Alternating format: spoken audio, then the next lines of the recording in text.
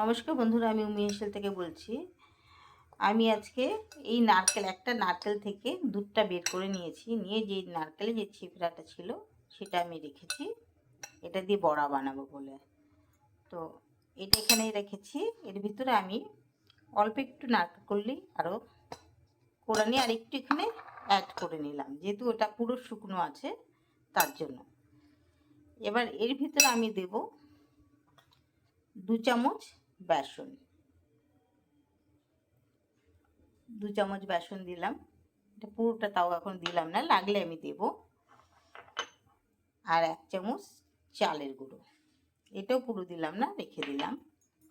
আর এখানে একটা পেঁয়াজ আর 5-6টা লঙ্কা কুচিয়ে দিয়েছি, এটা দিয়ে দিলাম। আর এখানে অল্প ধনেপাতা কুচিয়ে দিয়েছি, অল্প হলুদ দিলাম, স্বাদ অনুযায়ী নুন দিলাম,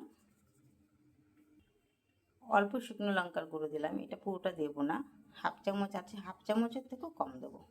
এবার এটাকে ভালো করে আমি মাখিয়ে নেব। এটা আমি হাতের সাহায্যে এভাবে পুরো ভালো করে চটকে মেখে নেব।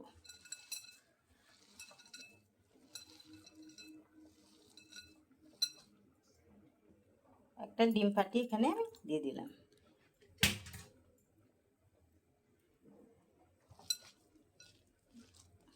এবার আরেকটু ভালো করে মেখে নিয়ে আমি এটা 2 মিনিট ঢাকা দিয়ে রেখে দেব। নারকেলের বড়াগুলো আমি এইভাবে বানিয়ে নিয়েছি। এবার এক এক করে আমি ভেজে দেখাচ্ছি। তেল ঢেলেছি, তেলটা ঢালার পরে এখন তেলটা গরম হয়ে গেছে। এবার আমি একটা একটা করে বড়াটা দিয়ে দেবো।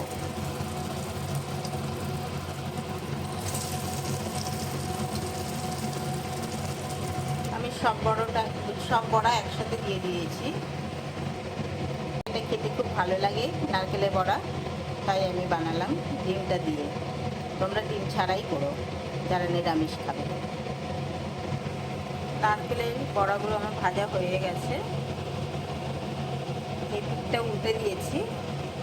আর একটু সামান্য হলে আমি তোমাদের সার্ভ করে দেখিয়ে দেবো। আমার নারকেলের বড়াগুলো হয়ে গেছে। তোমাদের যদি ভালো লাগে লাইক করো, কমেন্ট করো, সাবস্ক্রাইব করো।